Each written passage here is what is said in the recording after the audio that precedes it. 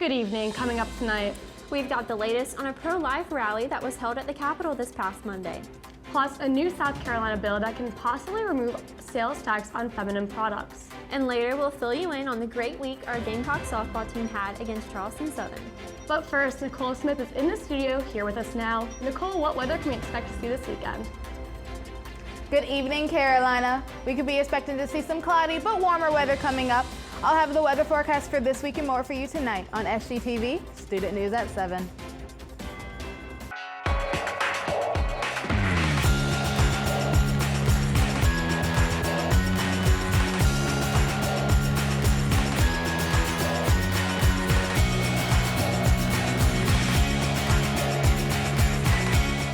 Live from the Kennedy Greenhouse Studio. This is Student News at 7. Good evening, Carolina. I'm Meagan Daukshus. And I'm Elizabeth Martinez. Thanks for joining us tonight. Pro-life groups gathered on the steps of the State House Monday morning to push for an abortion ban. South Carolina lawmakers have fought to pass an abortion ban since the U.S. Supreme Court overturned Roe v. Wade last summer. Groups such as Democrats for Life and the Progressive Anti-Abortion Uprising called on SC lawmakers to pass an abortion ban this spring. The state Senate and House have failed to agree on one abortion ban bill several times in the past. The House bill leans closer to a total abortion ban, whereas the Senate bill bans abortion after 6 weeks. Lawmakers hope to come to a compromise on the issue before the end of the current legislative session in May. As of today, abortion is still legal in South Carolina. A bipartisan bill advancing at the State House is proposing the removal of sales tax from feminine products. In South Carolina, tampons and pads are not tax exempt as many other medical products are. Karen Colbreth, executive director of the Greenville-based nonprofit The Period Project, stated, quote, "These individuals are not choosing to have menstrual cycles. This is something that is natural through their birth," end quote. Colbreth said 1 in 5 menstruating South Carolinians can't afford the products they need for their periods and suffer from what is known as, quote, period poverty. A fiscal impact report found local governments combined would lose about $1.4 million annually by exempting these products from sales taxes. While the state would be out about $6 million each year, period products are already tax exempt in more than 20 other states. A Sumter County high school girls basketball coach has been arrested with sexual misconduct of a minor. Crestwood High School coach, 54-year-old Tony Wilson, harassed and sexually assaulted 2 juvenile students. Wilson was put on administrative leave when the school district was receiving some reports. The district started an investigation. He was arrested after the investigation determined the risk of student safety. Wilson surrendered himself to police and was taken to Sumter County Sheriff's Office Detention Center. Tony Wilson was released on a $75,000 surety bond. South Carolina Department of Social Services reports that more than 3,700 kids are in foster care across South Carolina. Washington Street United Methodist Church in Columbia is helping foster kids and families through their hardship. They're holding their drive and drop event this Friday from noon to 4 p.m. and Saturday 9 a.m. to 1 p.m. to gather items that foster kids and families may need to help their lives a little easier. They collect items a child may need like soap, diapers, and toothbrushes that the child may not have after getting taken from homes. One church member says they believe in helping anybody no matter what. They love everybody. I love seeing stories like this. So do I. And I mean, it's so great that, there's so many kids that go through this, especially we see in South Carolina, and there's people around here that want to help out and make a difference. Yeah. Coming up after the break, the latest in Gamecock sports. Stay close. SGTV News 4 sports reporter Violet Raftery has the latest scoop. What have you got for us, Violet? Gamecock Softball has cemented a 5-game win streak after sweeping a doubleheader against Charleston Southern yesterday.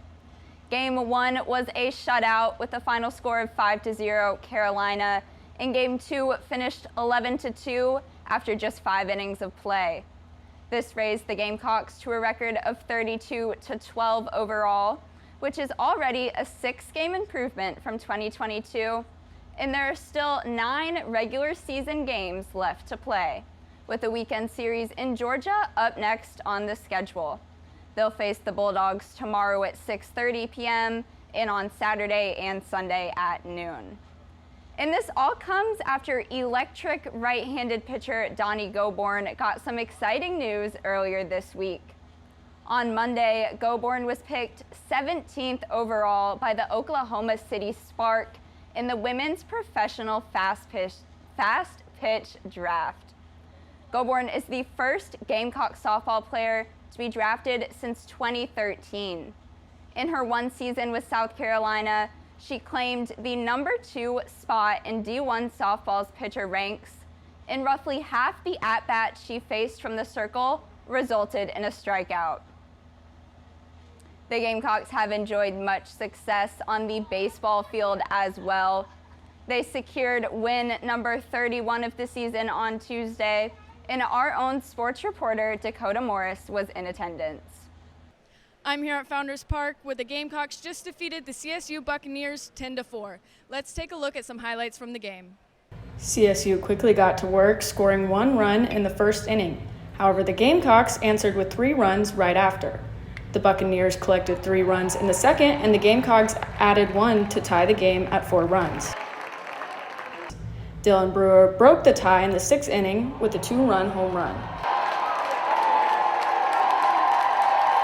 The Gamecocks kept the momentum going into the 7th with a Cole Messina double, followed by another home run from Gavin Casas. Leading by 4 runs at the end of the 7th, the Gamecock defense was able to make quick work of the Buccaneer lineup for the duration of the game. The Gamecocks collected 2 more runs in the 8th due to defensive errors. Pitching closer Cade Austin was able to shut down the Buccaneers' offense and secure the win for the Gamecocks. The Gamecocks will be back on the field this Thursday looking to take another win over Florida. For SGTV News 4 Sports, I'm Dakota Morris. The 6th-ranked Gamecocks host the 3rd-ranked Florida Gators starting tonight at 7:30 p.m., as well as tomorrow at 7 p.m. and Saturday at 2 p.m. That's their first of 5 SEC weekend series remaining in the regular season, with Auburn, Kentucky, Arkansas, and Tennessee left on the schedule. The Gamecocks are also set to face Winthrop, North Florida, and Charlotte in midweek matchups along the way. Thanks, Violet. Coming up after the break, News 4 entertainment reporter Brianna Rao will lay down the talk of the town. Stay tuned. Welcome back. Joining me now is entertainment reporter Brianna Rao to fill us in on what's happening in Columbia this weekend. What do you have for us, Brianna? Spring fashion shows are in bloom in Columbia. Divine Street's annual fashion show strutted down the Riverside Community Church earlier tonight. And spring and summer fashion collections were on display at 1626 Main Street also tonight. And if 2 shows weren't enough, another fashion show took place earlier tonight at USC's College of Nursing building. Clearly, spring and summer fashion is on everyone's minds right now. But catching the latest fashion do's and don'ts isn't the only thing fashion show guests were looking forward to. A USC student studying fashion merchandising at USC says these events are helping students like her find out what branch of fashion to pursue. No, I love this. I love a good fashion. I mean, having a bunch of fashion shows come to Columbia is pretty cool. Yeah, considering that this is the capital where we don't really see like as much fashion, this is amazing for all of the people that are studying to become designers, becoming on the business side. So I'm sure that they're really all appreciating how much they can choose from this week. So cool. I know. Public safety canines are being celebrated this weekend in Columbia. The Steep Paws benefit event returns this Saturday to raise support for public safety canines.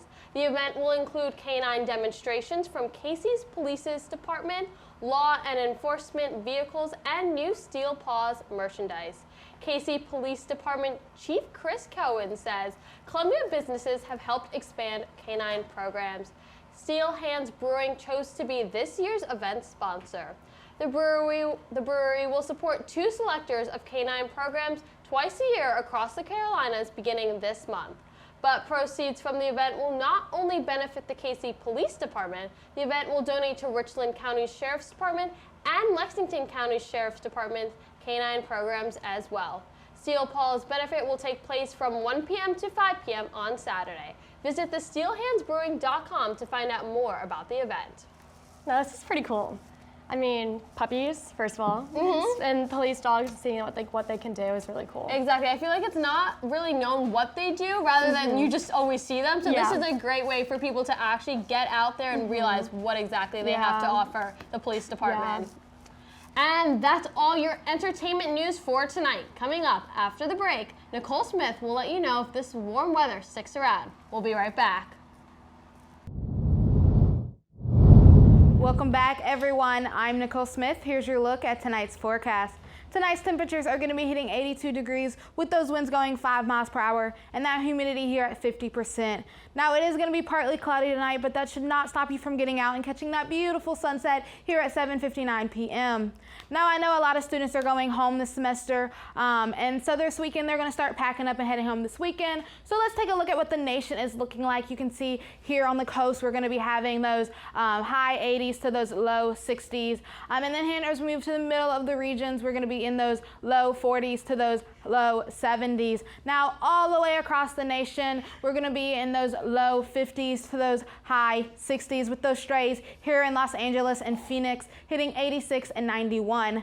Now, if you are choosing to stay here in Carolina, here's what that weather is going to be looking like for this week. You can see we're going to have some cloudy weather coming up, but here on Saturday and Wednesday it is going to rain. So if you do decide to go home and take some things home this weekend, make sure you at least keep that rain boots or some umbrellas, things like that, for those rainy weather days coming up here Saturday and Wednesday. Now, after tomorrow hitting 85, the rest of the week is going to be a bit chiller, a bit warmer. We're going to have those low 70s to those mid 60s, and as we move into the evening, we're going to be in those high 40s to those low 50s, with here on Friday hitting 62, the highest. With that being said, that's all I have for tonight. After the break, we'll have tonight's edition of Carolina Canines. You don't want to miss it. Stay with us. And finally, tonight's Carolina Canine features Tuxie. Tuxie was submitted by SGTV member J.W. Cornarins. Tuxie is a confirmed escape artist who manages to break free from any enclosure. Tuxie's neighbors know him very well because he always wants to say hello. A pet and a magician. Oh, I'm so jealous. I just can imagine, like, he gets out and he runs over to the neighbors and they're just like, Tuxie's here again. I know. That wraps up tonight's edition of Student News at 7. Be sure to follow us on Instagram, Twitter, and Facebook at SGTV at USC. To keep up with all of our content, be sure to also visit us online at sgtvonline.com. For SGTV News 4, I'm Meagan Daukshus. And I'm Elizabeth Martinez. For the last time this year, and from all of us here at SGTV, have a great night, Carolina. Forever to be.